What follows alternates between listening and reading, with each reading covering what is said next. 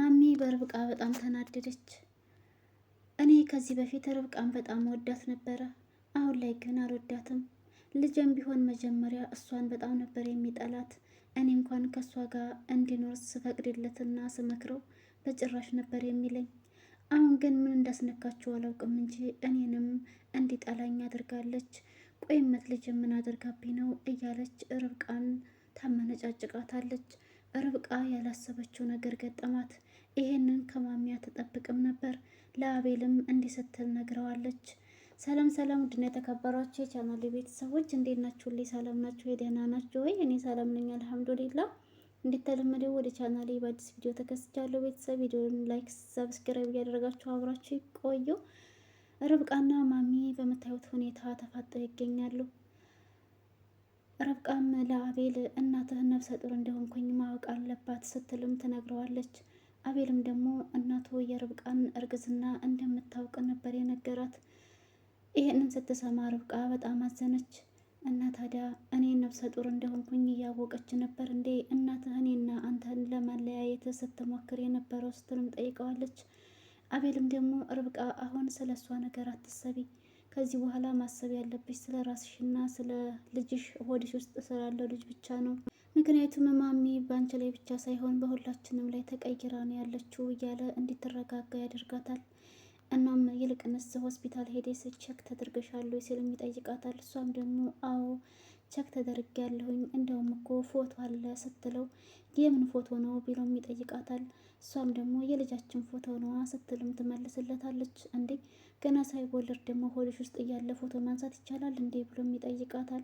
ርብቃም አዎ አትረሳው እንዲህ ስነሳ ያ አለ ያንን ደግሞ ፎቶ አድርገው ቀይረው ሰጥተውኛል ለማለት ፈልጌ ነው ትለዋለች። ከዛም አቤልም ያንን የልጁን ፎቶ ለማየት ስለጓጓ እሺ በቃ ማየት ፈልጋለሁኝና እባክሽን ወረቀቱን አምጥተሽ ወይም ፎቶውን አሳይ ሲልም ይጠይቃታል። ርብቃም ደግሞ ቆይ ተረጋጋ፣ ቀስ ብል መጀመሪያ ማውራት ያለብን ነገር አለ ትልና ስለ እናቱ ትጠይቀዋለች። እናቱ ከዚህ በኋላ ምንም በሱ ህይወት እንደማይመለከታትና ከእሷ ጋር ያለውን ነገር ማሰብና ወደፊት ምን አይነት ህይወት እንደሚኖሩ መለማመድ እንዳለባቸውም ይነግራታል። ከዛ እሷም ደግሞ ያንን ፎቶ ለማሳየት ብላ ሄዳ ካስቀመጠችበት ወረቀቱን ታመጣና ትነግረዋለች ወይም ታሳየዋለች። ልክ ስታሳየው ወረቀቱን ይዛ ከማምጣቷ በፊት ግን ስትገልጠው ያልጠበቀችው ነገር ነበረ የነበረው። ከዚህ በፊት ታግታ በነበረችበት ጊዜ ያገታት ሰውዬ የህፃን ልጅ ፎቶ ስለ ወረቀት ላይ ደም በደም የሚያሳይ ነገር ነበረ። ያንንም ስታሳየው በጣም ትደነግጣለች። ይህ ነገር የሆነው በአጋቾቹ ነው። ታግቼ በነበርኩበት ሰዓት አጋቹ ይህንን ፎቶ ሲያሳየኝ ነበረ እያለችም ለአቤል ታብራራለታለች። አቤልም እሺ እና ታዲያ ምን ለማለት ፈልጎ ነው? ምን ማድረጉ ነው ይህንን ያሳየች ሲልም ይጠይቃታል።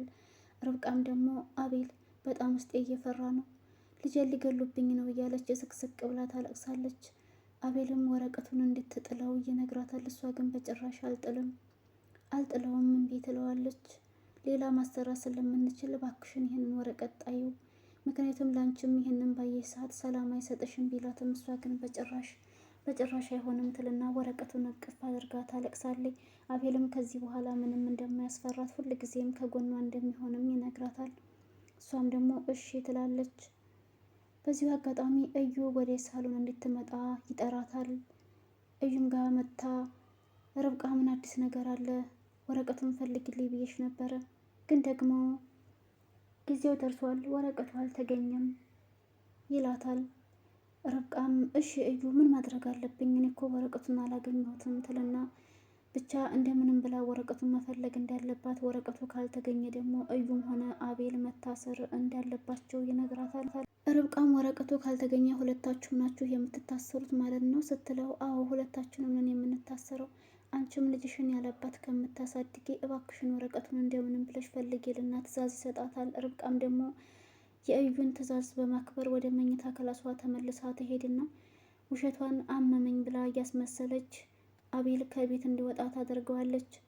ቫይታሚን አልቆብኛል በሚል ሰበብ እሱ ከቤት ከወጣላት በኋላ ወረቀቱን መፈለግ ትጀምራለች።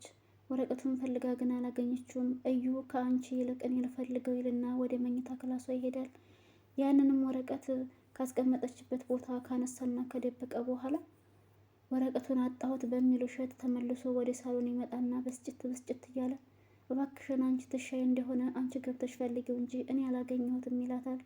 እሷም ደግሞ አንተ ፈልገህ ካጣኸው እኔ እንዴት ላገኘው እችላለሁኝ ሲል ትለው እዩም እባክሽን በጎረምሳው ሞት ይሁንብኝ በልጇ ይለምናታል።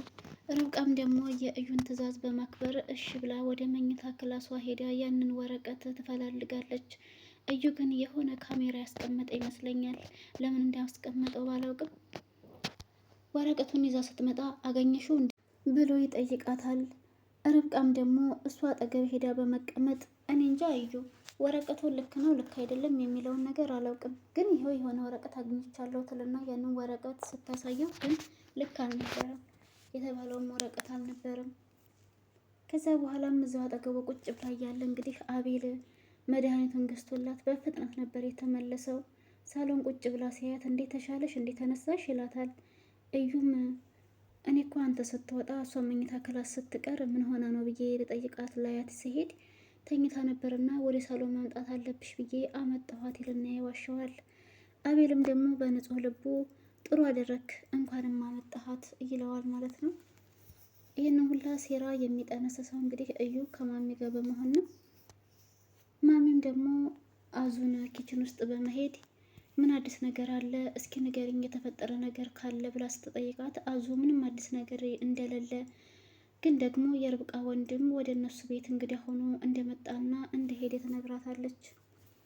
ስለመታገቷ ምናምን አላወራችሽም ወይ ብላም ስትላት አዙ ምንም ነገር አላነሳችብኝም አላወራችኝም፣ ሲጀመር አዲስ ነገር ቢኖር እኔ ራሴ ነበርኩኝ የምነግርሽ ስትል ለማሚ ትመልስላታለች። ማሚም እሷማ የሆነ ነገር እያሰበች ነው እንጂ የሚሆነው እንደዚህማ ዝም ልትል አትችልም ትላለች። ይህንን ስታወራ አዙ እያወራቻት መስሏት እኔን ነው እያወራሽ ብላ ስትጠይቅ ማሚም እንግዲህ አዙ ላይ ትጮህባታለች። ከዚህ በኋላ እኔ በማወራበት ጊዜ ምንም አይነት ነገር እንድጠይቀኝ አልፈልግም፣ አርፈሽ ተቀመጭ እያለች ትቆጣታለች። አዙም ደግሞ እሺ በቃ እኔ እኮ ያወራሽ መስሎ የነበረ ትለና ዝም ስላለኝ አንድ ጥያቄ ስትጠይቃት ዝም ስትላት ለምንድነው የማትመልሽልኝ ብላም ትጮህባታለች። እንዴ ማዘሯ ምን ሆነሻል? አንቺ ራስሽ እኮ በቃ አታውሪ ብለሽኛል ስትል እኔ ሳወራ በመሀል አትግቢ ነው እንጂ ያልኩሽ፣ እኔ ስጠይቅሽ መልስ አትመልሽልኝ ብዬሻለሁ እንዴ? በያሁን ለማንኛውም ወደ ስራ ስተመለሽ ትላትና ካጠገቧ ሸሸት ስትል አዙም መጀመሪያ እንግዲህ ደረቅ ዳቦ መሰለኝ እየበላችው ነበረው። ዳቦ በውሃ እየተጎነጨች እየበላች ስለነበረ ቀጥታ እሷ ሄደች መስሏት ወደ ዳቦዋ ነበር የምትመለሰችውና ይሄ ነው ወይ ስራሽ ስትልም ትቆጣታለች። እና ታዲያ ሳልበላ ነው እንደምሰራው ልብላ እንጂ ማዘሯ ምን ሆነሽ ነው እያለኝ ነበር የመለሰችላት።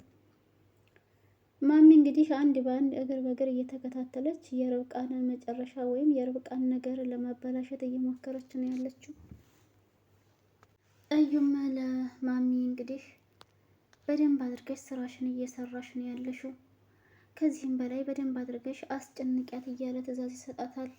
ማሚም ትሰማኛለህ እኔ አንተ አዛኸኝ ሳይሆን ስራዬን የሚሰራው እኔ ራሴ ነኝ ስትልም ትመልስለታለች። እዩም የማሚ መልስ ሲሰማ ነገር እኮ እንደዛ ብታደርጊ ሁሉም ነገር ቀላል ይሆናል ብዬ አስቤ ነው እያለ ለማሚ ሲላት፣ ማሚም አንተ እኮ ከተወለድክ ጀምረህ ያለ ሰው አንድም ነገር ስራ መስራት የማትችል ሰው ነህ። ቆይ ግን ምን አይነት ነህ እያለች እዩን እንግዲህ ታመነጫጭቀዋለች።